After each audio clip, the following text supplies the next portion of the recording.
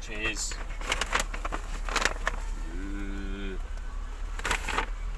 Breaking me fast. Beef nachos, slow cooked beef nachos. I've been doing the fasting, the Lent. I was like, my Lent version of Lent anyway was no booze, no smoking, no fast food, no junk food.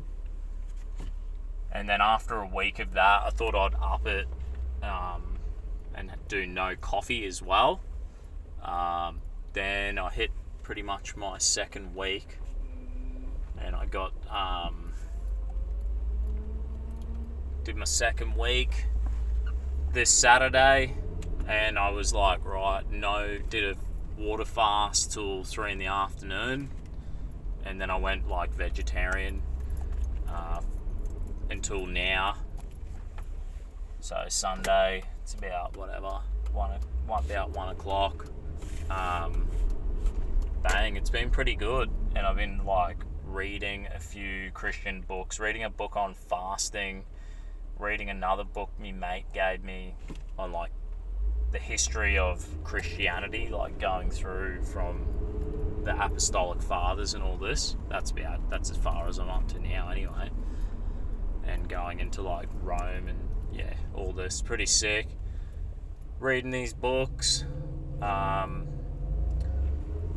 It's been pretty good. I guess the fasting, I'm enjoying the sort of, I had like splitting headaches and stuff, and that was kind of, I guess it like makes you realize, like, even just by cutting out junk food and fast food and beers, and I would only have a cigarette every now and then, but it was still enough to be like, damn, not having a smoke. If I get pissed off at work, I'd have a smoke, you know what I mean? Pretty easily done, right? And so I was like, all that. I mean, I guess you like realize once you start cutting that shit out of your life, and then you have headaches, and you're like, whoa, my body's addicted to this shit. You don't know, like, all the preservatives and garbage and all the sugar that you're taking in. So I'm running 2 weeks, and I started my fast the Friday before. I know you start it on like Ash Wednesday or something, so I started on the Friday before that, because I had like an awesome Christian conference to go to. So I was like, yeah, I'm gonna do it then. Bang. And I guess the whole point, it's like to have some kind of spiritual growth, right? Having that self-discipline, voluntary self-discipline, and then having like spiritual growth, investing into my faith, spending a bit more time in prayer and reading the Bible and reading, Christian books and getting into it. And it's been good. And I'll probably do a few more like water fasts.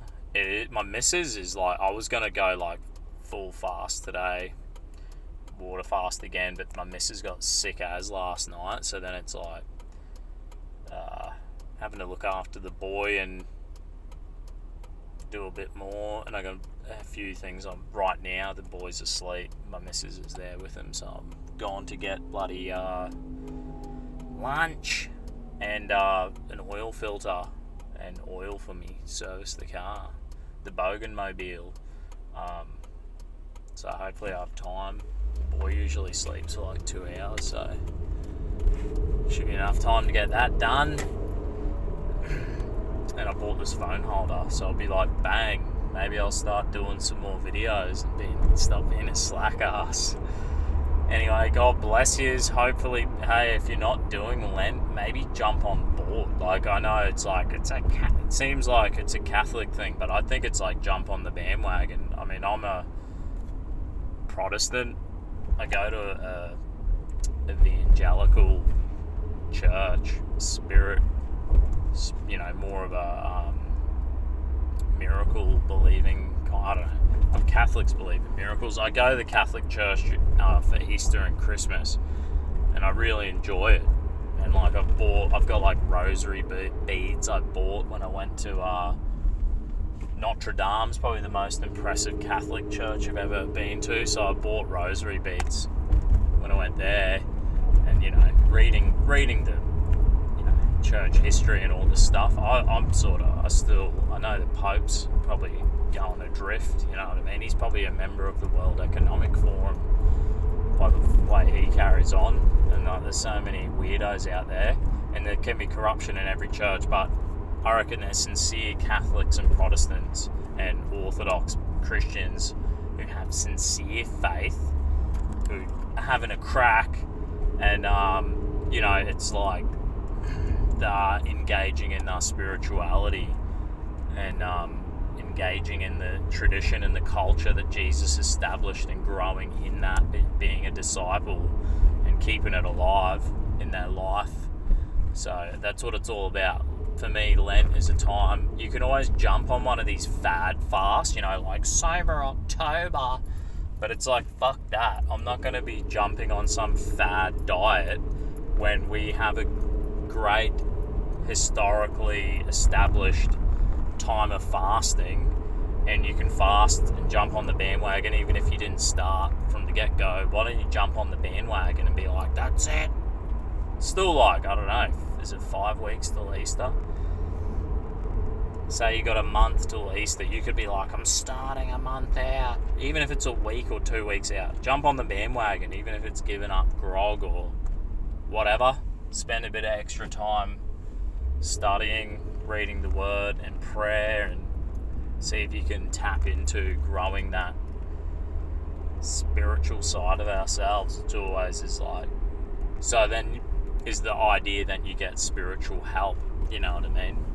Imagine that. That's good, to be a bit humble and be like, I need help, I need spiritual help. I wouldn't mind a bit of spiritual help, being a dad and a husband and being a decent workmate and friend and like brother and son and all these things that we are. And you live life in relationship with other people, and you're like, I think I would like to fucking imagine that I could, if I was spiritually a little bit more able.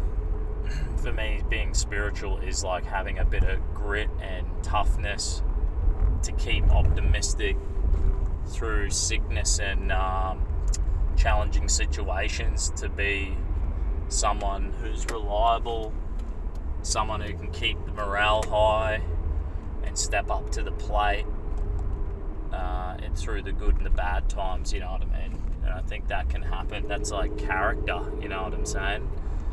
You can develop that. Perfect time to develop that.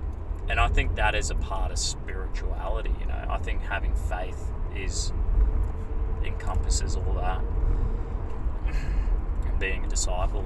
Anyway, God bless you. Jump on the bandwagon if you can. Drop a comment below if you want to jump on the bandwagon, or if you're thinking about it. Might pull my finger out and start doing some more little rants. Ew.